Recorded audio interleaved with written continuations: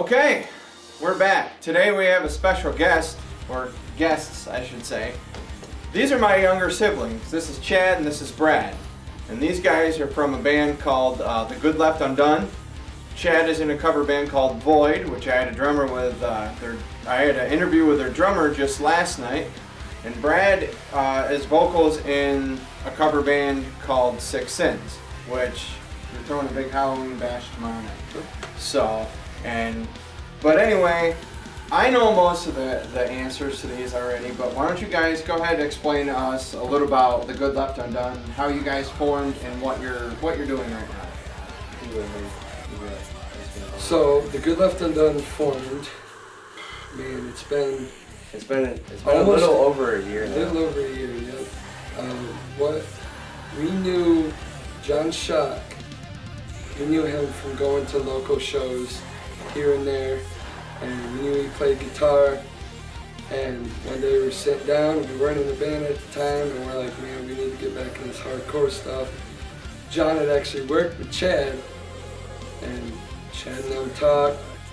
We got together, and then John's best friend played guitar too, but obviously we needed throw him on bass. Yeah, oh, that's Bruce. Bruce. Oh, Yep. okay. We needed a bass player, so we got him on board with bass, and we had Gary Spicer playing drums for us at the time, but He got out. that And then didn't John work knew out. Bailey Felker, if I pronounced that right. Yeah, I hope so. But Bailey steps up to the plate, and we liked his style of drumming. Got him involved, and just kind of took off from there. Cool, cool. Now, you guys have not quite a handful of songs written in my No, we actually just finished number 6 tonight. Oh, nice. So you got just over a hand. Yeah. So, do you guys have any shows coming up? No, not really. We wanted to, but we don't have any shows lined up right now. Well, it's more time to write. So, I Yeah. think we're in talks with somebody for December, but I'm not sure any date, but I do know it's in December sometime. okay. Now, like I said, obviously me being your older brother, I gotta know though, I don't know what goes on inside you guys' head, so why don't you guys go ahead and tell me a little bit about your influences growing up, because those guys don't know. Okay, so are we doing like famous influences? You can do, or- alright, how about we do personal influences and then like famous influences. Okay, I'll start. My biggest influence is obviously Dad. Dad was my big guy right there, because just seeing him play guitar, it always made me just be like, man, I need to do something like that. That'll take my mind off stuff. And it did. I started out playing bass, obviously, you know that. Yeah. And then I started playing guitar when I was like 17, and kind of took off from there. Dad taught me. First song was like Smoke on the Water, like everybody else. And then I would say for a famous influence, Slipknot all the way. Yeah. All the way. Yeah, Seen I them remember when you twice. got that tattoo. Yeah, seen them twice live in concert, and they just blow me away every time. Cool. Brad, how about you? Mine, personally, obviously I'm going to say Dad too, because he was the guy who first taught me my first song on guitar. And then you, with the drums. Nice. Play little drums here and there. Saw you jamming, I'm like, I'm going to give this a shot. And turned out it was a good idea. Famous-wise, I'm going with my boys in Green Day. If it wasn't for those guys, I would besides you and Dad, I probably wouldn't be doing music at all. Those guys, they're so great. I love them. I'm going to see them in March, finally.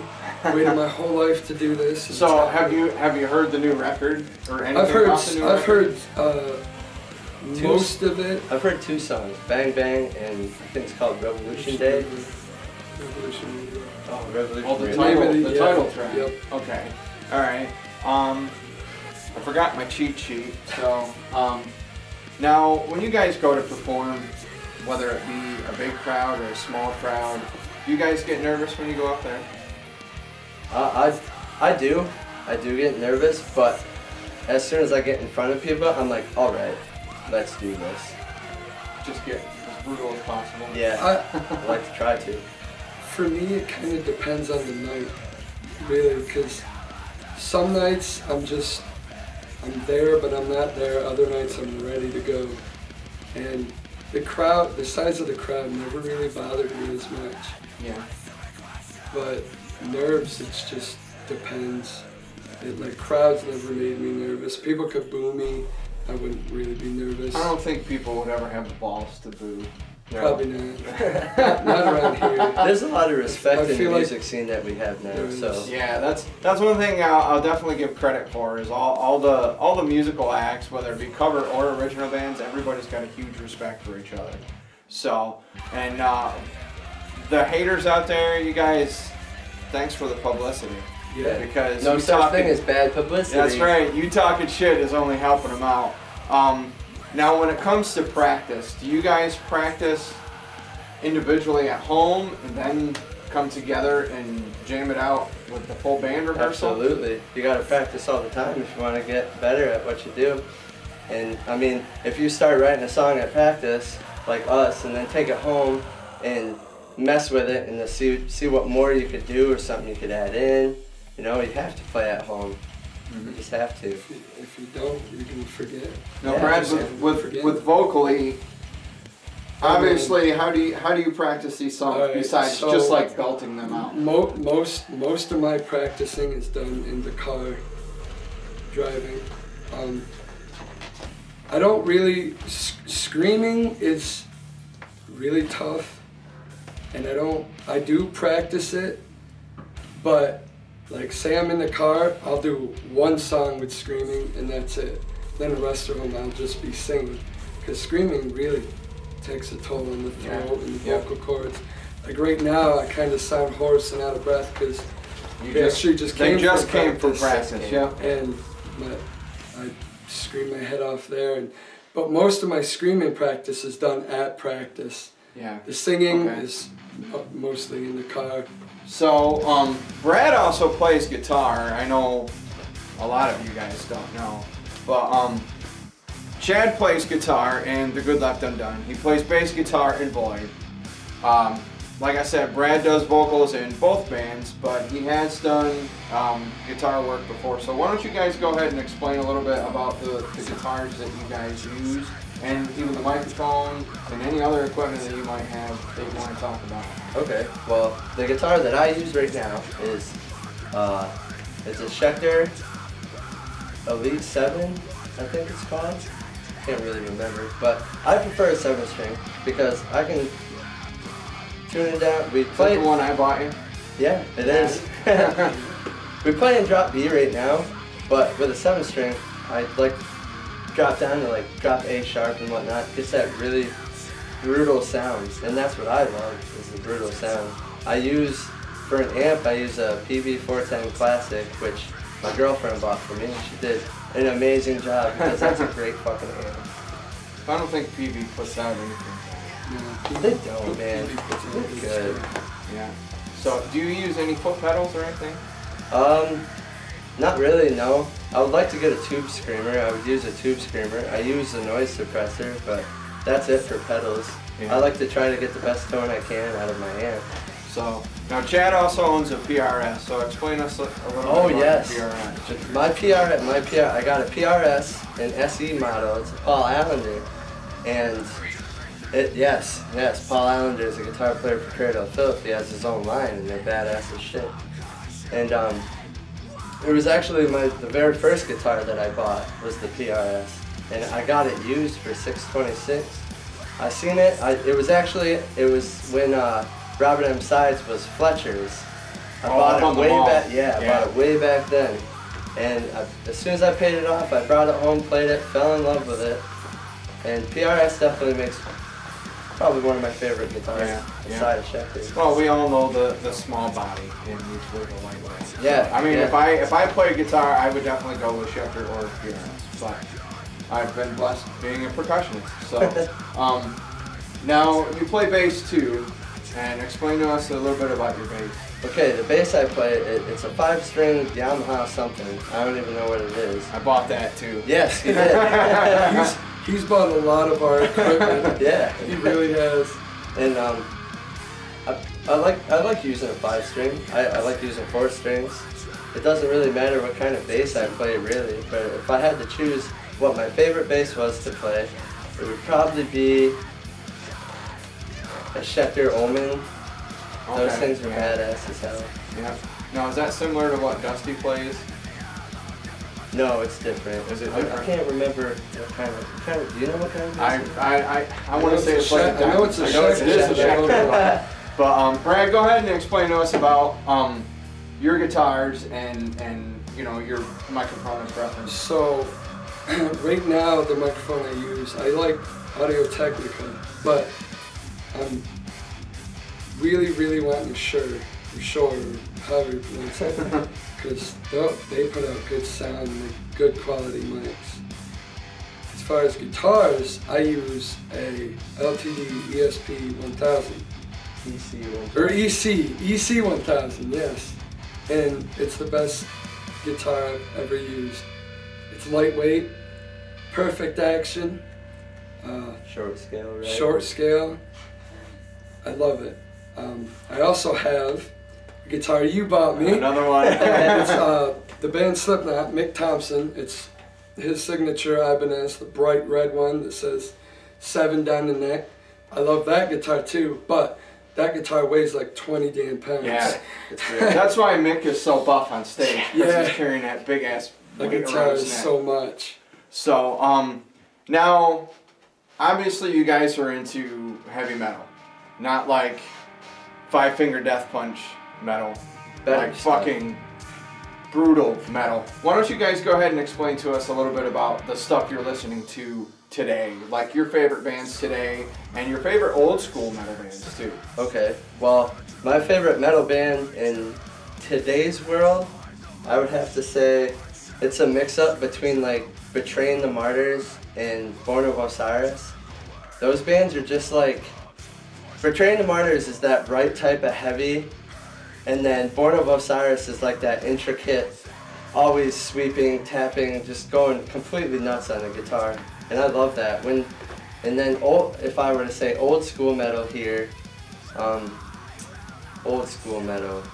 Now there's how far old school are we going? You can go to Black Sabbath, like vintage old school to us anyway, or you could go old school metal as in Metallica, Megadeth, or Pantera. Okay. If I had to choose a favorite old school band, I would probably go with Pantera. Just because their guitar riffs were so groovy, and like you had that steady, Dying. you know, yeah, Yeah. just that steady headbanging flow, and like they even had breakdowns in their music Yep. that just made you want to punch people. Brad, go ahead and tell us a little bit about yours. New school, and I know there's gonna be a lot of haters for this, but I'm gonna say one of my favorite bands is Attila. Attila. That band, they're so, to me, in my opinion, they're so heavy, and the way he does his little rap, screaming rants is just kind of groovy.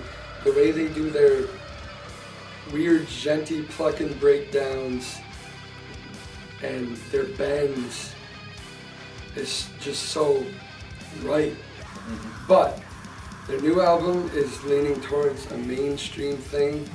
It's kind of weird, and I don't know what to say about it yet because I've only heard a few songs, but I don't think it's going to be as good as what they've put out now. Old school,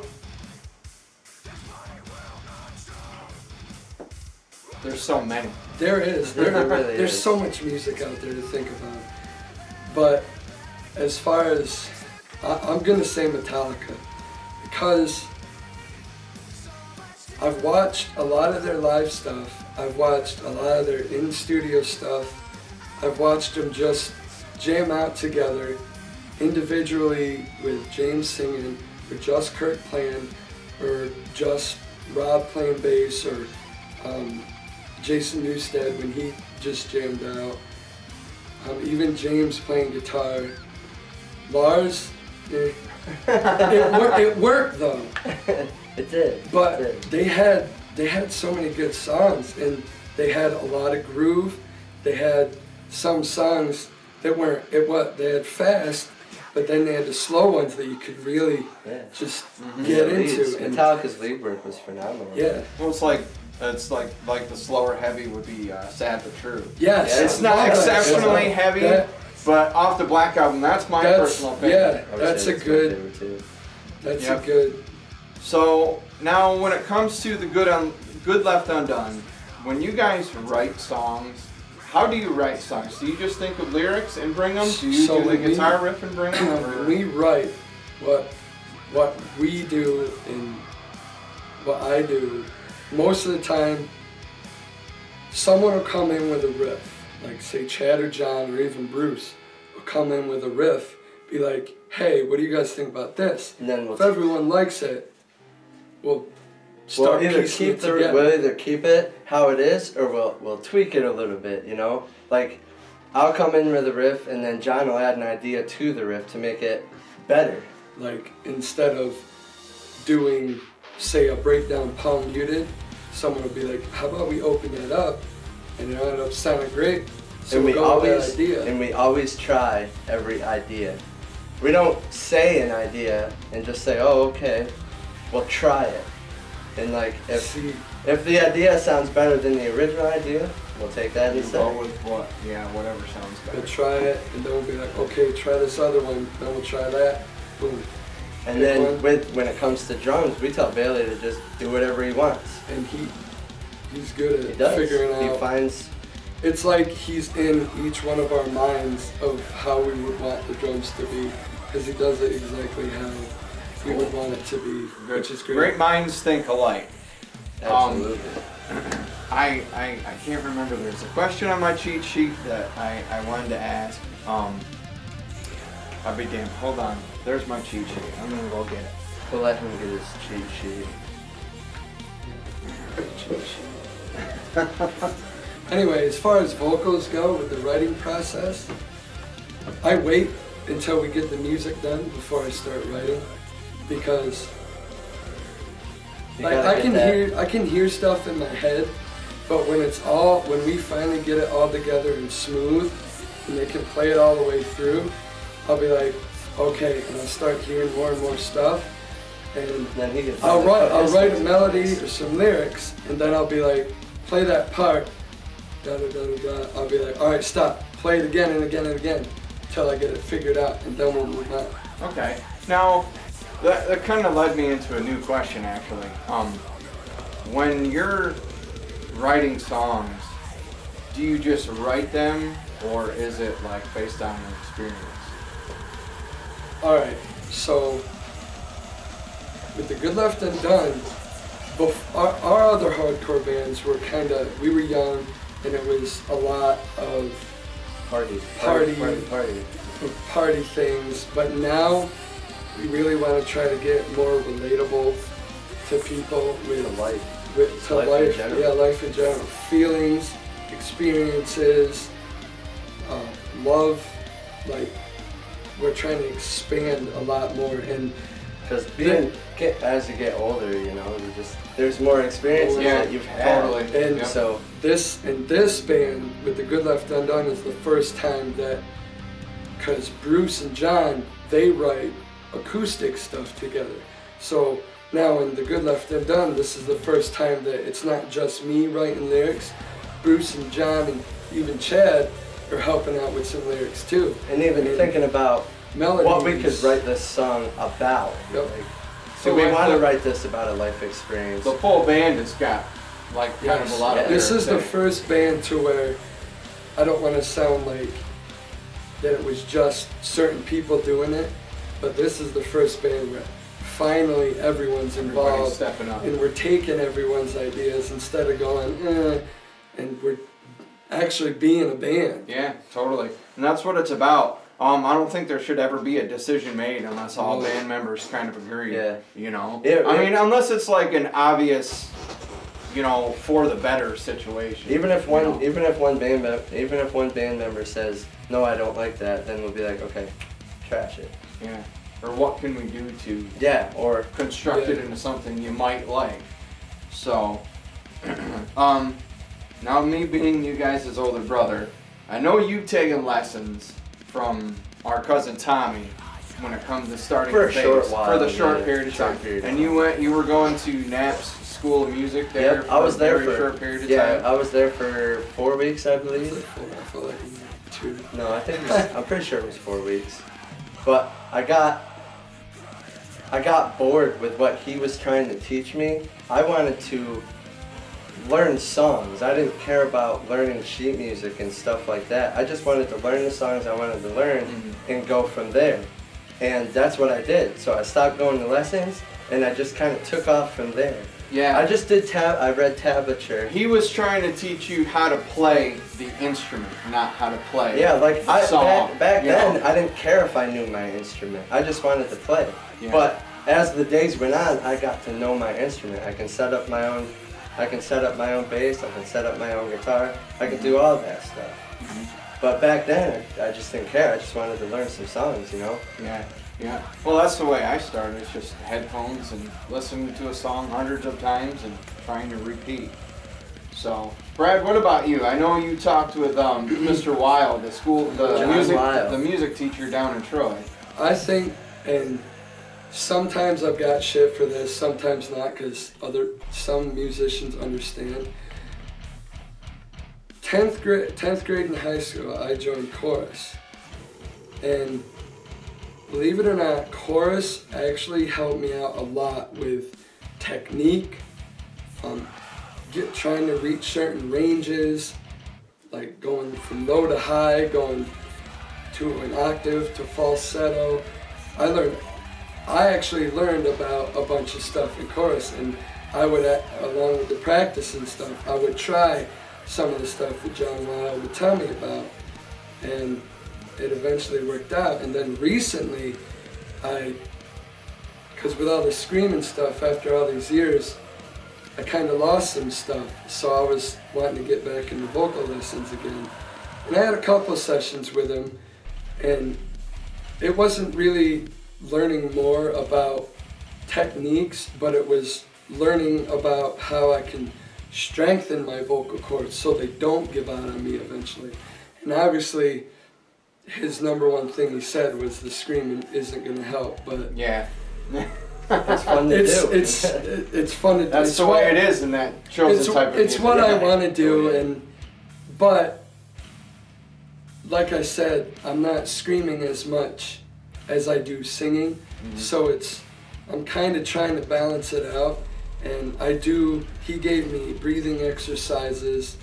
And that's the big thing too when it comes to singing, is learning how to use your breathe. sing from your diaphragm and be able to breathe. Don't sing from here. Don't ever sing from here. If you do that, stop it. You're not a real singer if you sing from here. If I can see these veins up here popping out, you're doing it wrong. Unless you're screaming. If you're screaming, your face is red, that's all over the place. The singing, don't do it from the throat, because John told me that one of the number one things is that'll ruin your vocal cords is singing from your throat.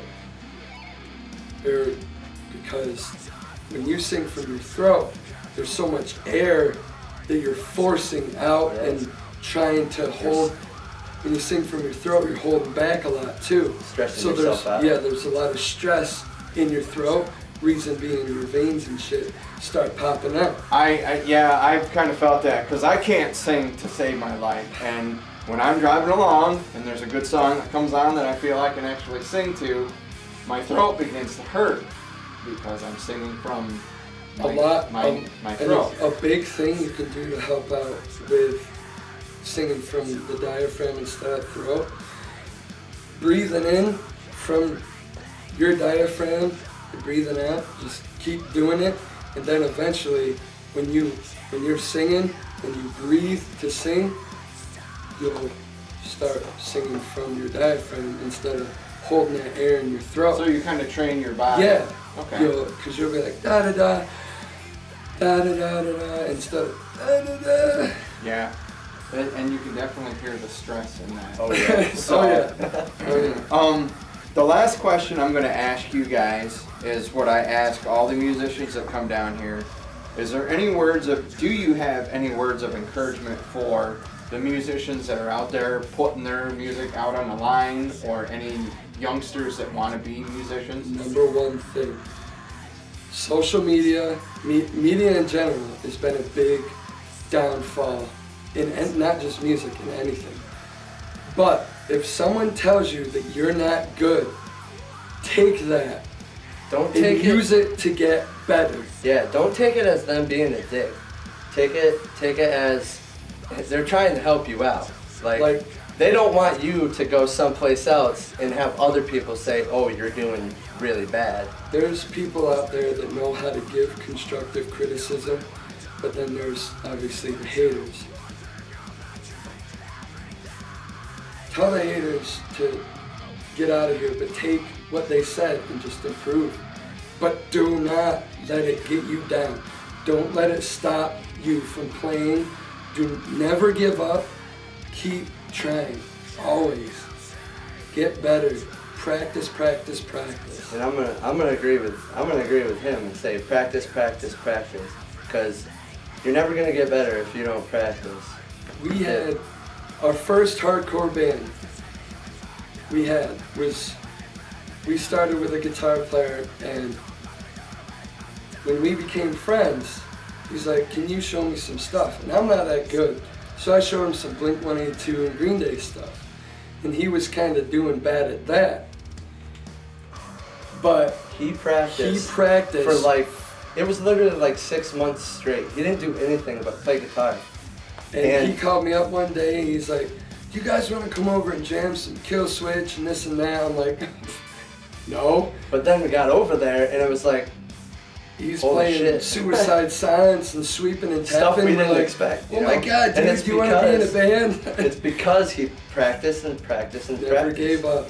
If you think you're doing bad and you practice every day, you're probably not doing bad. You're just being, self-critical of yourself. Every musician's their own worst critic. Oh yeah. Oh yeah. Yeah. Look in the mirror. That's going to be your worst hater. I don't know how to explain it. Yeah, you're just your own worst enemy, like the Lit song goes. But your own worst enemy. When you do, like in the Good Left Undone, like how we write, you'll get you'll get a feeling. You'll feel when you're like, that's it. That's the part, or that's what we're gonna do, or I did this right. You're gonna feel when you accomplished what you needed. It's kind of like when you hear a good song and you get chills. Yes. It's the feeling. Yep. Yes. Yep. Totally. So, all right, guys. Thanks for stopping. You guys smell like fucking marijuana. Whoops. That's what rock and rollers do, right? But thanks for watching, guys. Like it, subscribe. Are you guys on social media? Yeah. Not yet. Not yet. We Not are yet. actually waiting to get some recordings out before we started getting on social The media. recordings and like some merch too. Okay. Yeah. Because we want to have be something to legit show with for. it. Yeah. So, well, anyway, like I said, check out The Good Left Undone when they come out. I'll definitely keep you guys posted. Thanks for watching. Be good to each other.